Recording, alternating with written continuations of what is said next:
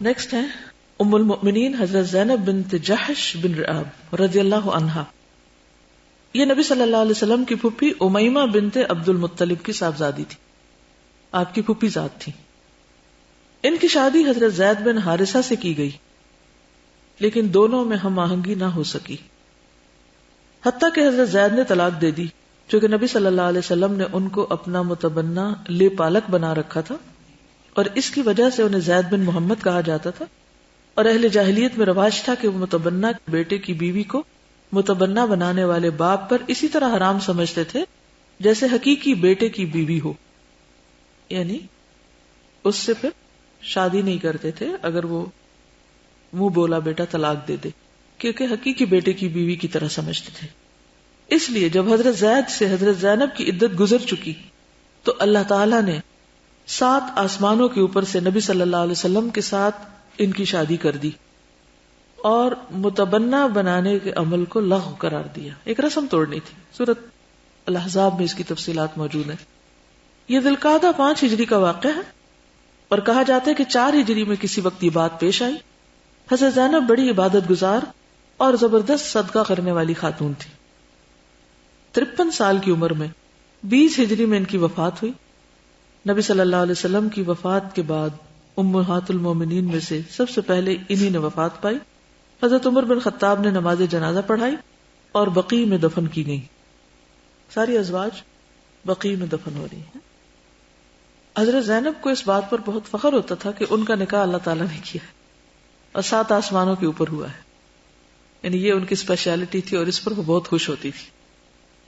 حضرت عائشہ فرماتی ہیں کہ نبی صلی اللہ علیہ وسلم کی ازواج مطہرات نے نبی صلی اللہ علیہ وسلم کی بیوی زینب بنت جحش کو آپ کی خدمت میں بھیجا، اور رسول اللہ صلی اللہ علیہ وسلم کے نزدیک مرتبے میں میرے برابر وہی تھی، کیونکہ آپ کی پھوپھی ذات بھی تھیں اور عمر میں بھی ینگ تھی. اور میں نے کوئی عورت حضرت زینب سے زیادہ دیندار اور اللہ سے سب سے زیادہ ڈرنے والی، سب سے زیادہ سچ بولنے والی، سب سے زیادہ صلہ رحمی کرنے والی، بہت زیادہ صدقہ خیرات کرنے والی عورت نہیں دیکھی. اتنی کوالٹیز ہیں جس کی گواہی کون دے رہی ہے؟ ایک سوکن دے رہی ہے. اور نہ ہی حضرت زینب سے بڑھ کر تواضع اختیار کرنے والی اور اپنے اعمال کو کم سمجھنے والی کوئی عورت دیکھی. لیکن ایک چیز کی ان میں تیزی تھی اور اس سے بھی وہ جلدی مڑ جاتی تھی، یعنی تیزی کی وجہ سے وہ کسی چیز کے بارے میں کوئی بات کر دیتی لیکن جب انہیں کوئی سمجھاتا تو پلٹ آتی، اچھا ٹھیک ہے ہم سوری. اس سے آپ دیکھیے کہ جو لوگ نیکیوں میں بہت زیادہ آگے ہوتے ہیں وہ تیزی کی وجہ سے ہی ہوتے ہیں. تو بعض اوقات مزاج کی وہ تیزی کسی جگہ ٹھوکر بھی لگا دیتی ہے ان کو. جیسے ایک اور حدیث میں آتا ہے نا کہ خیارکم فی الجاہلیت خیارکم فی الاسلام اذا فقہوا، کہ جو جاہلیت میں آگے تھے بہتر تھے وہ اسلام میں بھی بہت آگے ہوں گے اگر وہ دین سمجھ جائیں. شرط دین سمجھنا ہے. اب آپ دیکھیے کہ جو شخص تیز چلنے کا عادی ہے، جلدی کرنے کا عادی ہے، کام پتہ چلا جلدی کر لو، اب اس جلدی میں بعض اوقات انسان سے کچھ کمی بیشی بھی ہو جاتی، لیکن جب کوئی انہیں احساس دلاتا تو اس سے بھی وہ مڑ جاتی کہ اوہ نہیں مجھے پیچھے ہٹ جانا چاہیے، یہ نہیں کرنا چاہیے، ہاں ٹھیک ہے. یہ بہت بڑی کوالٹی ہے جسے اللہ تعالیٰ یہ بخش دے. ہر انسان کے اندر اچھا برا دونوں ہے.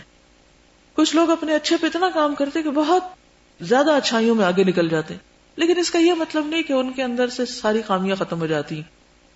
ہماری شخصیت کے اندر جو ویکنیسز ہوتی ہیں وہ کہیں نہ کہیں دبی رہتی ہیں، اور جہاں ہم کہیں ڈھیلے پڑے سست پڑے وہ نکل آتی ہیں باہر.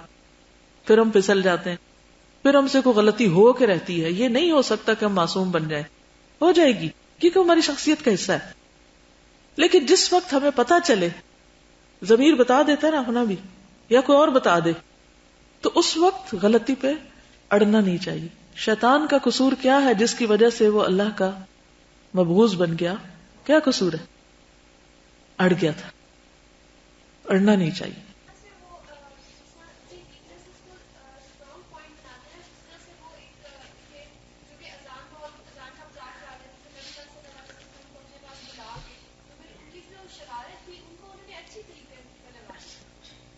اصل کرنے کا کام ہی یہی ہے، لیکن یہ وہی کر سکتا ہے کہ جو اپنی ذات کے مسئلوں سے اٹھ جائے اوپر. جب تک ہم اپنی ذات کے مسئلوں میں پھنسے رہیں گے نا، کہ اس نے مجھے یہ کیوں کہہ دیا، فلاں نے ایسا کیوں کر دیا، فلاں نے یہ کیوں ہو گیا، یہ میری مرضی کے خلاف ہو گیا، فلاں نے اور یہ غلطی کر رہا ہے، اس سے کیا ہوتا ہے، انسان یوں ہی الجھا رہتا ہے. کچھ لوگ ہیں وہ اوپر کو جاتے ہیں، خیر کا کام دیکھا بس چل پڑے اس کے، اور کچھ لوگ اس نے کیا کیا، اس نے کیا کیا، اس نے کیا کیا، اس نے کیا کیا، اسی الجھاؤ وہ تانے بانے بنتے رہتے.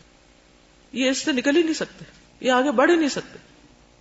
جو لوگ آگے بڑھنے والے تو کہتے ہیں ادھر ہی رہو، میرا کام کچھ اور ہے، میں اس کی طرف جا رہا ہوں. انی ذاہب الی ربی سیہدینی. اب یہ ہمارے بس میں ہے نا، یہ ہماری چوائس ہے، ہم کیا آپٹ کرتے ہیں. جو لوگ چپ کر کے سنتے رہتے ہیں وہ کیا سوچتے ہیں؟ I wonder. وہ کچھ سوچتے بھی ہیں کہ کوئی نہیں؟ بتائیں کیا کوئی چپ کرنے والوں میں سے بولے جو کبھی نہیں بولا. جی فرمائیے.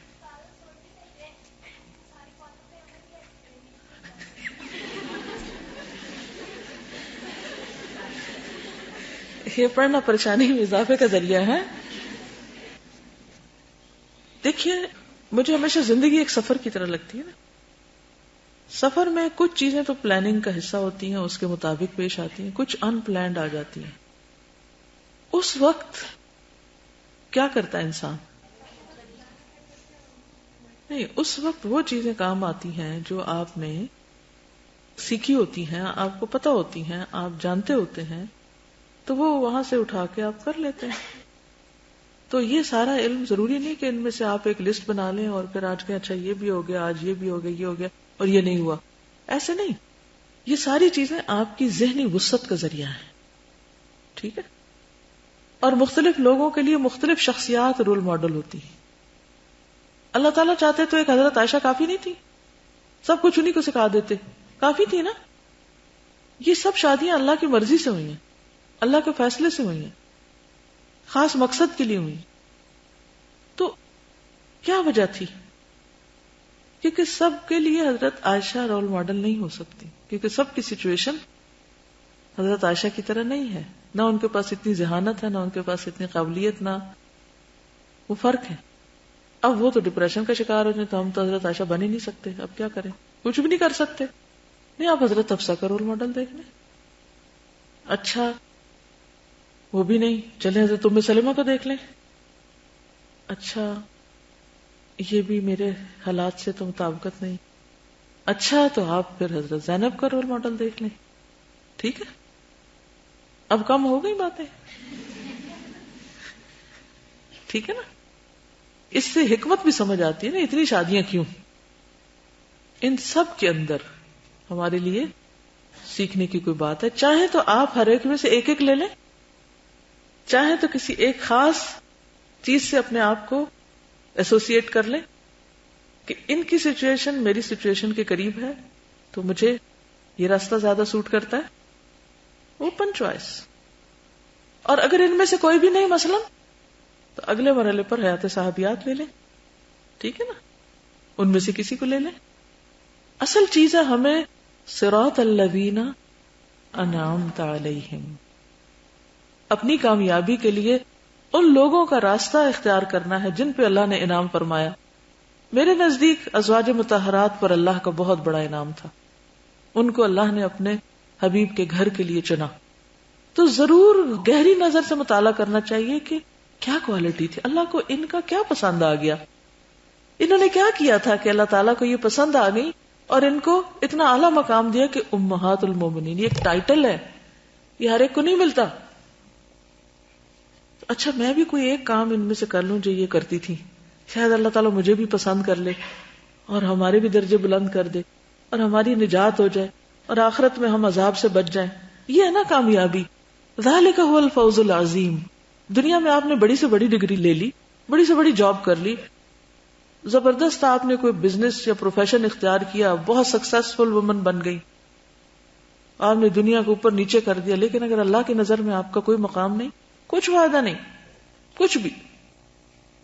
تو پھر یہ تڑپ نہیں پیدا ہوتی کہ اچھا وہ کون سا کام ہے کہ اللہ کو پسند آئے، وہ کون سی عورتیں تھیں جن کو جنت کی خوشخبریاں ملی، جن پہ اللہ کا انعام ہو گیا، تو میں بھی کچھ کروں. یہ سب کردار ہمیں کرنے کی دعوت دیتے، اور یہ واقعی ممکن نہیں کہ ہم یہ ساری چیزیں ہر اعتبار سے اپنے اندر ڈال لیں. لیکن اللہ نے آپ کو ان میں سے کسی نہ کسی کے قریب ضرور پیدا کیا ہے کہ آپ وہ کام کر سکیں. تو حضرت عائشہ رضی اللہ تعالی عنہا کی گواہی ہے، حالانکہ ان دونوں کا مقابلہ بھی چلتا تھا، مگر سچائی کتنی ہے، انصاف پسندی کتنی ہے، کتنا کھلا دل ہے دوسرے کی تعریف کرنے کا. اپنی کسی ساتھی کی تعریف کرنا بہت بڑی بات ہے. میں تو سمجھتی ہوں کہ حضرت زینب تو اچھی تھی ہی تھی، لیکن اس میں حضرت عائشہ کی بھی بہت بڑی اچھائی ہے کہ وہ ان کی تعریف کر رہی ہیں. دیکھیے جب کوئی شخص کسی کی تعریف کرتا ہے تو وہ جس کی تعریف ہو رہی ہوتی ہے نا، وہ تو ایک طرف وہ تو ہے ہی اچھی چیز سب کو نظر آ جاتی، لیکن جو کر رہا ہے نا اس کی بھی بڑی خوبی ہے، اس کا بھی دل بہت بڑا ہے، تب اس کے منہ سے کسی کے لیے خیر کا کلمہ نکلتا ہے. اس کے برعکس اگر آپ صرف لوگوں کے عیب چنتے رہتے ہیں اور آپ کو صرف برائیاں نظر آتی ہیں، صرف خامیاں نظر آتی ہیں، تو پھر سوچنا پڑتا بھی آپ کے اندر کیا مشکل ہے کہ آپ کی نظر صرف برائی کیوں دیکھتی ہے، جبکہ کہیں صرف برائی نہیں ہوتی، برائی محض نہیں ہوتی، خیر بھی ہوتی ہے جو ہماری آنکھیں نہیں دیکھ پاتی. سمجھ آ گئی اصول؟ جی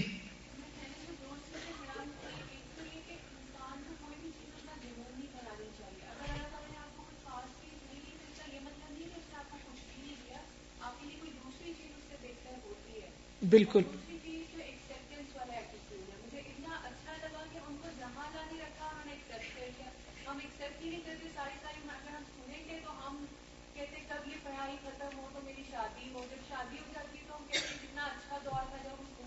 ایگزیکٹلی راضی نہیں ہے نا. اصل بات یہ ہے جب ہم اللہ کی رضا پہ راضی نہیں ہیں اور جو اس وقت کا کام ہے اس کو انجوائے نہیں کر رہے، اب کلاس میں بیٹھے تو سوچ رہے ہیں آگے کیا کرنا ہے، پیچھے کیا ہو گیا، انجوائے کیسے کریں گے بھائی؟ اس وقت یہاں بیٹھے ہیں، اس کو انجوائے کریں، پھر باقی باتیں اٹھ کے سوچ لیں گے بعد میں. یس دینے والیاں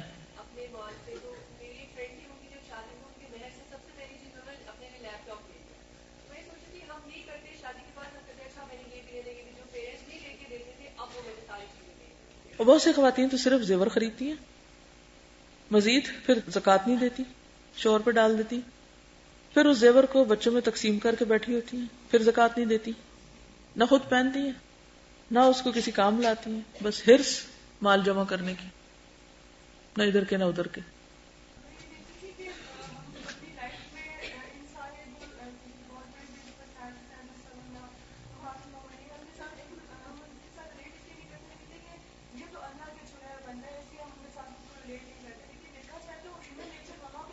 بالکل ہیومن نیچر تو وہاں بھی ایسے ہی ہے. بالکل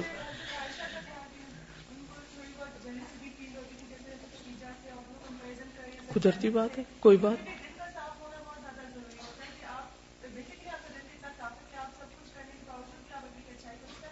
بالکل یعنی کہ منفی جذبات تو ابھریں گے، ہر ایک کے اندر ابھریں گے. ان النفس لامارۃ بالسوء، تو ہر ایک کے اندر سے وہ اٹھتا رہتا ہے، لیکن یہ پھر آپ کے پاس ہے نا کہ اس کو کنٹرول رکھے کہ نو. جیسے ایک بچہ ہوتا ہے نا تو بدتمیزی کرتا ہے یا وہ ناجائز مطالبے کرتا ہے تو ماں کیا کرتی ہے، نو یہ نہیں مانی جائے گی بات. ایک بچہ یہاں بیٹھا ہوا آپ کے اندر، وہ بھی ناجائز مطالبے کرتا ہے، اس کو بھی آپ نے کہنا ہے نو یہ نہیں کرنا مجھے، اس کے برعکس مجھے یہ کرنا ہے. اچھا جب بات ہوئی ازواج مطہرات کی کہ وہ بہت صدقہ کرتی تھی، تو بات یہ ہے کہ پیسے کہاں سے آتے تھے؟ حضور صلی اللہ علیہ وسلم کی تو کوئی ایسی لگی بندی آمدنی نہیں تھی، اور آپ تو اپنی ازواج کو بہت کچھ لا کے بھی نہیں دیتے تھے، بلکہ ایک موقع پر جب انہوں نے نان نفقے کا مطالبہ کیا تو اللہ تعالیٰ نے ناراضگی کا اظہار کیا، چلو ان کنتن تردن الحیات الدنیا وزینتها فتعالین امتعکن وسرحکن سراحا جمیلا، یہ پھر جگہ نہیں تمہاری، کہیں اور چلو. تو جب اتنی فائنینشیل کنسٹرینٹس تھے تو پھر صدقہ کہاں سے ہوتا تھا؟ جو ہدیے میں ملتا تھا اسے صدقہ کرتی تھی.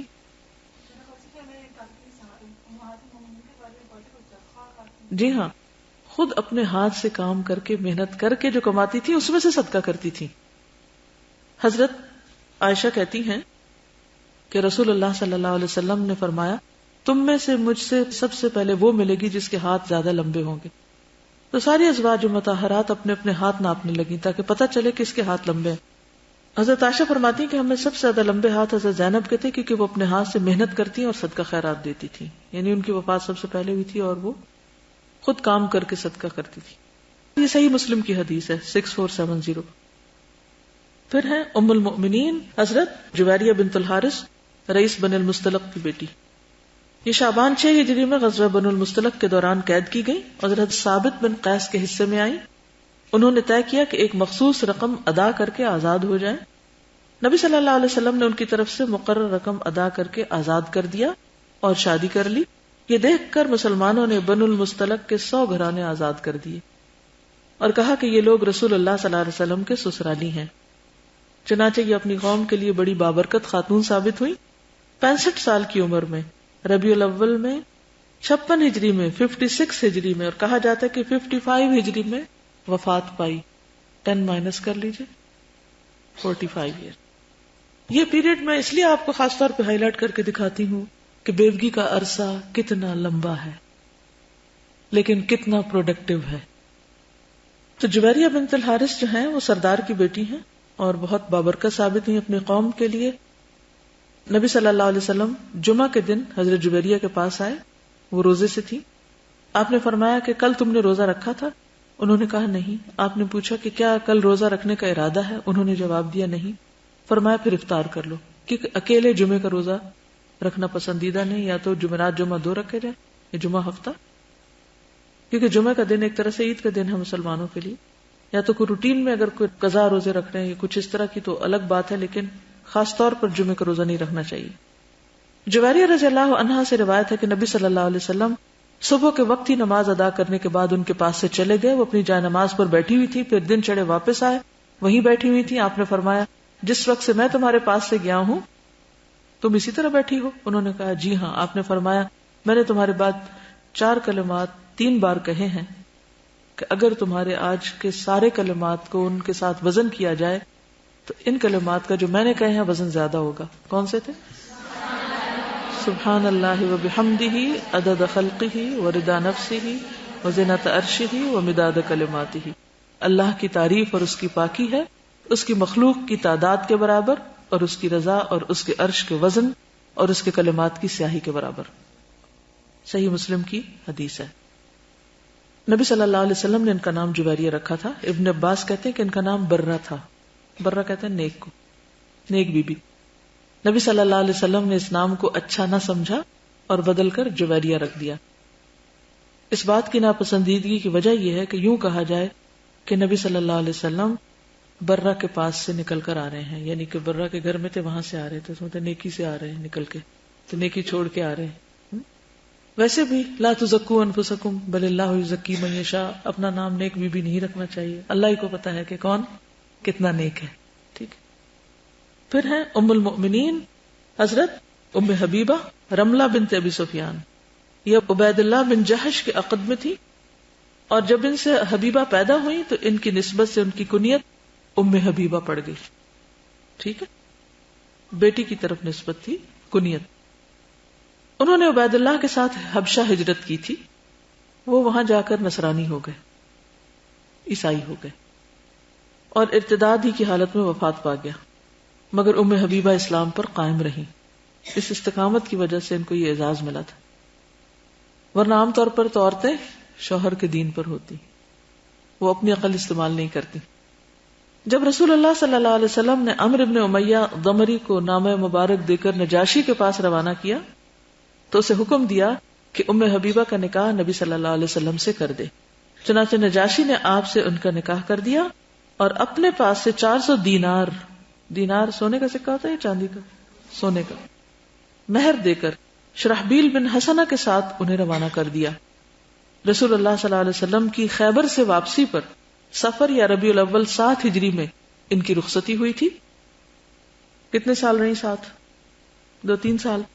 42 یا 44 ہجری میں ان کی وفات ہوئی، 42 یا 44۔ 3 سال ساتھ رہی اور 32 ایئرز بیوگی میں رہی، یا 34 کہیں۔ ام المومنین حضرت صفیہ بنت حیی بن اخطب رضی اللہ عنہا، یہ بنو نذیر کے سردار کی صاحبزادی ہیں۔ اور بنی اسرائیل میں حضرت ہارون کی نسل سے تھیں، خیبر میں قید ہوئیں۔ رسول اللہ صلی اللہ علیہ وسلم نے انہیں اپنے لیے منتخب فرمایا اور ان پر اسلام پیش کیا، وہ مسلمان ہو گئیں۔ آپ نے انہیں آزاد کر کے ان سے شادی کر لی۔ یہ فتح خیبر 7 ہجری کے وقت کی بات ہے۔ مدینہ واپس ہوتے ہوئے خیبر سے 12 میل کے فاصلے پر وادی صحبا پہنچ کر ان کی رخصتی ہوئی 50 ہجری میں، اور کہا جاتا ہے کہ 52 ہجری میں، اور کہا جاتا ہے کہ 36 ہجری میں ان کی وفات ہوئی اور بقیع میں دفن کی گئی۔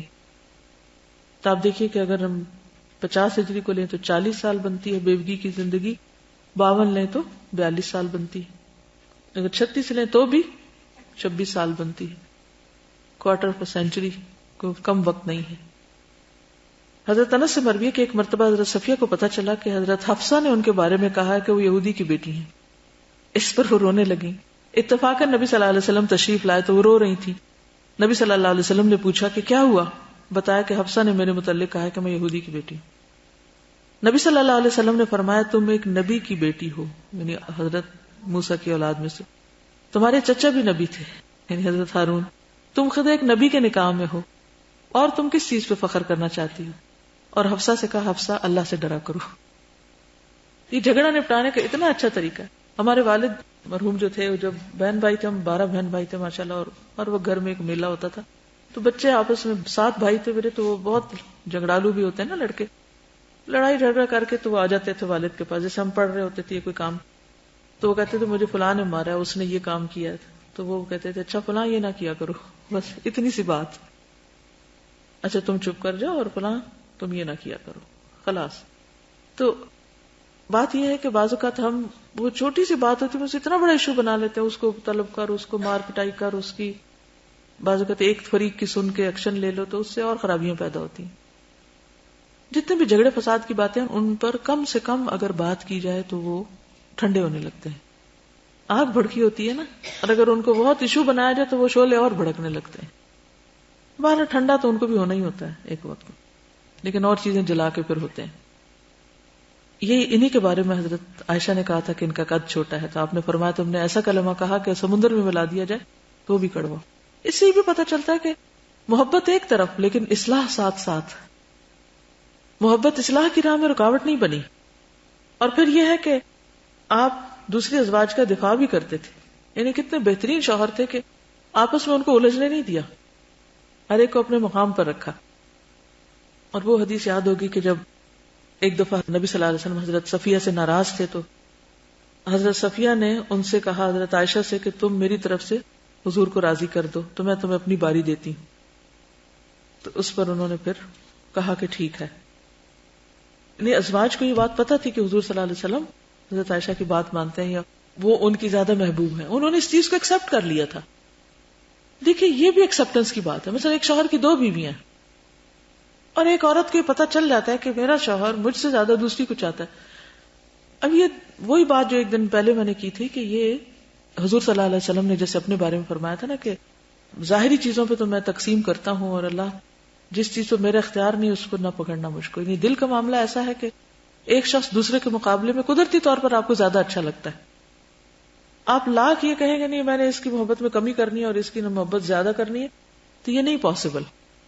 آپ کوشش کرتے ہیں، عدل و انصاف کرتے ہیں، آپ دوسرے کے ساتھ اچھا معاملہ کرتے ہیں، لیکن یہ نہیں کر سکتے کہ آپ کہیں کہ جی میں نے محبت میں برابر کر لیا سب کو، یہ ہو ہی نہیں سکتا۔ ہر انسان کا اپنا مقام ہوتا ہے۔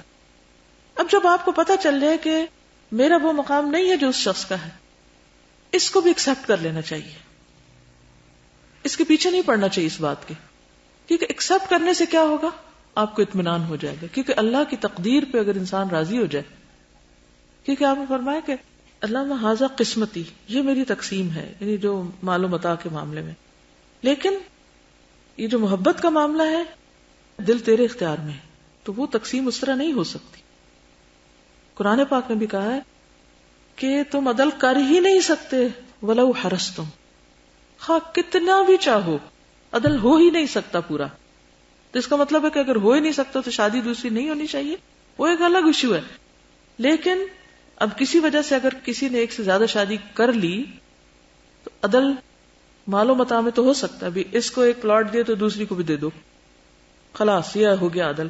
لیکن اگر ایک اپنی عادات کی وجہ سے یہ کسی خاص چیز کی وجہ سے دوسری کے مقابلے میں زیادہ پسندیدہ ہے شوہر کے لیے، تو یہ اس میں عدل نہیں ہو سکتا. اس کا حل قرآن نے کیا بتایا؟ فَلَا تَمِيلُوا كُلَّ الْمَيْلِ فَتَذَرُوهَا كَالْمُعَلَّقَةِ، کہ ایک کی طرف پھر اتنے نہ جھک جاؤ کہ دوسری کو تم لٹکنا چھوڑ دو، کہ اس کی پرواہ نہ کرو. یہ نہیں ہونا چاہیے. ظاہر میں عدل رہنا ہی چاہیے، جیسے باری مقرر کی ہے، یہ کوئی لین دین کا معاملہ ہے تو دل کے معاملے میں اللہ تعالیٰ پھر معاف کر دے گا. اور دوسری کو، جس کو زیادہ حصہ ملا محبت میں سے، اسے اس پر فخر نہیں جتانا چاہیے. حضرت عائشہ اس معاملے میں آپ دیکھیں کہ ان کو پتا تھا کہ آپ مجھ سے زیادہ محبت کریں، لیکن اس کو انہوں نے کوئی اپنی بڑائی کا ذریعہ نہیں بنایا اور دوسروں پر ظلم نہیں کرنے دیا اس وجہ سے، یہ کروایا. اور اسی طرح باقی ازواج نے اس کو ایکسپٹ کیا. ٹھیک ہے، وقتاً فوقتاً کچھ شکایت ہوئی بھی، کچھ مطالبہ کیا بھی، آپ نے اس پر خاموشی کا اظہار کیا، لیکن اس سے کوئی فتنہ فساد نہیں اٹھا، لڑائی جھگڑے نہیں گھر میں پیدا ہوئے. آپ کچھ کہنا چاہ رہی ہیں؟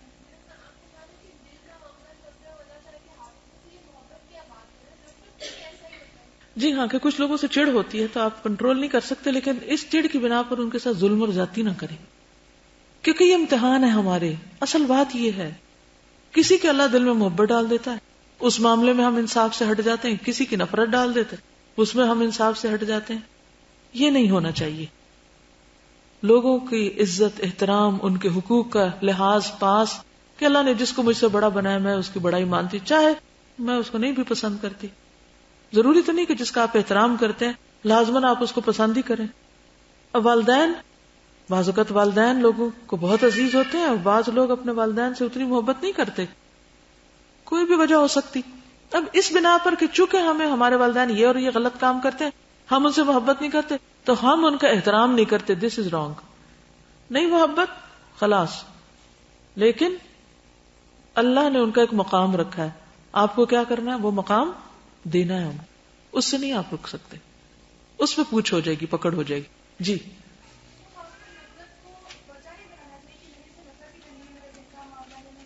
جی، اسے بہانہ نہیں بنا لینا چاہیے. بالکل دعا کرنی چاہیے. بالکل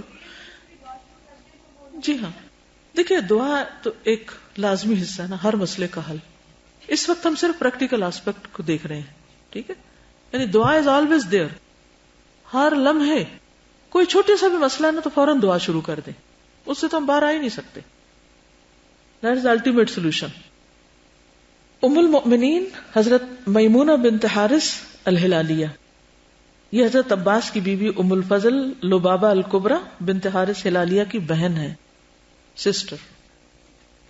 ان سے رسول اللہ صلی اللہ علیہ وسلم نے ذی القعدہ 7 ہجری میں عمرہ قضاء سے احرام کھولنے کے بعد نکاح کیا اور مکے سے 9 میل کے فاصلے پر مقام صرف میں ان کی رخصتی ہوئی. ان کی وفات کا مقام بھی صرف ہی ہے. اس میں 61 ہجری میں، اور کہا جاتا ہے کہ 63 ہجری میں، کہا جاتا ہے کہ 38 ہجری میں وفات ہوئی اور وہیں دفن بھی ہوئی. ان کی قبر اب بھی وہاں معروف ہے.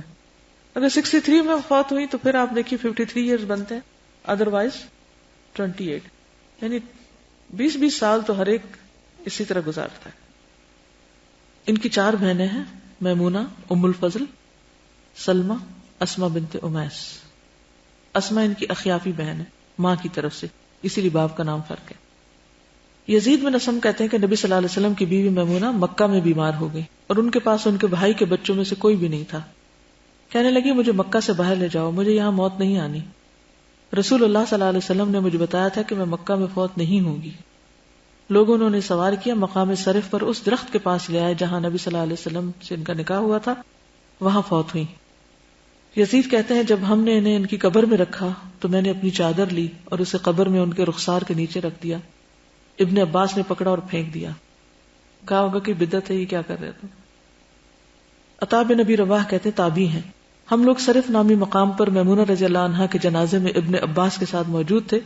ابن عباس فرمانے لگے یہ نبی صلی اللہ علیہ وسلم کی بیوی ہیں، جب تم ان کا جنازہ اٹھاؤ تو چارپائی کو تیزی سے حرکت نہ دینا اور نہ ہی اسے ہلانا اور آہستہ چلو. یعنی اس سے پتہ چلتا ہے کہ جنازے کا بھی ایک احترام ہے.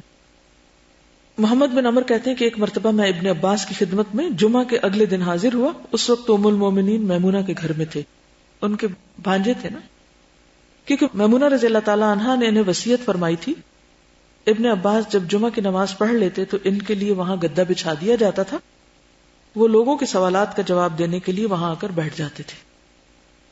اللہ کی مدد پانے کے لیے قرضہ دیا کرتی تھی۔ عبداللہ بن عتبہ سے روایت ہے کہ زوجہ رسول میمونہ رضی اللہ تعالی عنہا نے قرض لیا۔ کسی نے ان سے کہا ام المومنین آپ قرض تو لے رہی ہیں، آپ کے پاس ادا کرنے کے لیے کچھ بھی نہیں۔ انہوں نے فرمایا کہ میں نے رسول اللہ صلی اللہ علیہ وسلم کو یہ فرماتے ہوئے سنا ہے، جو شخص قرض لیتا ہے اور ادائیگی کا ارادہ رکھتا ہے اللہ اس کی مدد ضرور کرتا ہے۔ تو یہ 11 خواتین ہیں جو بالاتفاق رسول اللہ صلی اللہ علیہ وسلم کی بیویاں اور امہات المومنین ہیں۔ ان کے علاوہ ایک عورت ریحانہ بنت زید کے بارے میں اختلاف ہے کہ وہ بیوی تھی یا لونڈی تھی۔ یہ بنو نذیر میں سے تھی اور بنو قریظہ کے ایک شخص کے عقب میں تھی۔ غزوہ بنو قریظہ میں قید ہوئی اور نبی صلی اللہ علیہ وسلم نے انہیں اپنے لیے منتخب فرمایا۔ پھر کہا جاتا ہے کہ آپ نے انہیں آزاد کر کے محرم 6 ہجری میں شادی کی۔ وہ ام المومنین قرار پائیں۔ کہا جاتا ہے کہ آپ نے انہیں آزاد نہیں کیا بلکہ بحیثیت لونڈی کے رکھا۔ نبی صلی اللہ علیہ وسلم حجۃ الوداع سے واپس آئے تو ان کا انتقال ہو گیا، آپ نے انہیں بقیع میں دفن فرمایا۔ ان کے علاوہ حضرت ماریہ قبطیہ تھی جنہیں مقوقس نے ان تحائف کے ضمن میں بھیجا تھا جو آپ کے خط کے جواب میں اس نے روانہ کیے تھے۔ یہ بادشاہوں کی اولاد سے تھی۔ انہیں رسول اللہ صلی اللہ علیہ وسلم نے اپنے لیے خاص فرمایا۔ ان کے بطن سے حضرت ابراہیم پیدا ہوئے 16 ہجری میں، اور کہا جاتا ہے محرم 15 ہجری میں انہوں نے وفات پائی اور بقیع میں دفن ہوئی۔ ٹھیک ہے، اب آپ یہ دیکھیے کہ یہ ایک چارٹ ہے جو میری کتاب میں ہے آپ سب کے پاس۔ یہ حضور صلی اللہ علیہ وسلم کا شجرہ طیبہ ہے اور اس کے ساتھ آپ کا جو گھرانہ مبارک ہے۔ اس میں جو شروع میں نے آپ سے شجرہ پڑھوایا تھا، اور اس کے علاوہ آپ صلی اللہ علیہ وسلم کی جو بیٹیاں ہیں، بیٹے ہیں، اور پھوپھیاں، چچا، اور پھر نواسے، نواسیاں، ان سب کا ذکر اس میں ہے۔ آپ چاہیں تو اس کو کتاب میں بند کرنے کی بجائے اس کو ماؤنٹ کروا لیں، اپنے کہیں لگا لیں تاکہ یہ نام آپ کو یاد ہو جائیں، اور جب خاندان میں کوئی بچہ پیدا ہو تو کوئی نام دیکھ کے اس میں سے بتا دیا کریں، کسی کا نام کچھ رکھ دیں، کسی کا کچھ۔ آپ کی اولاد میں سے حضرت فاطمہ جنت والی خواتین میں سے سب سے افضل یہ 4 ہیں: خدیجہ بنت خویلد، فاطمہ بنت محمد، مریم بنت عمران اور فرعون کی بیوی آسیہ بنت مزاحم۔ اور یہ جنت کی سردار خواتین میں سے ہیں اور حضور صلی اللہ علیہ وسلم سے بے پناہ محبت کرتی تھی، بہت باحیا تھی۔ آپ صلی اللہ علیہ وسلم نے ان کے بارے میں فرمایا کہ فاطمہ میرے جسم کا ٹکڑا ہے، اس لیے جس نے اسے ناحق ناراض کیا اس نے مجھے ناراض کیا۔ ایک اور مرتبہ فرمایا فاطمہ میرا ٹکڑا ہے، جو چیز اسے پریشان کرتی ہے وہ مجھے بھی پریشان کرتی ہے، جو چیز اسے خوش کرتی ہے وہ مجھے بھی خوش کرتی ہے، اور قیامت والے دن سب حسب نسب منقطع ہو جائیں گے ماں سوائے میرے نسب، رشتہ داری اور دامادگی کے۔ پھر آج کے لیے اتنا ہی کافی ہے۔ سبحانک اللہم و بحمدک نشہد ان لا الہ الا انت نستغفرک و نتوب الیک۔ السلام علیکم و رحمۃ اللہ وبرکاتہ۔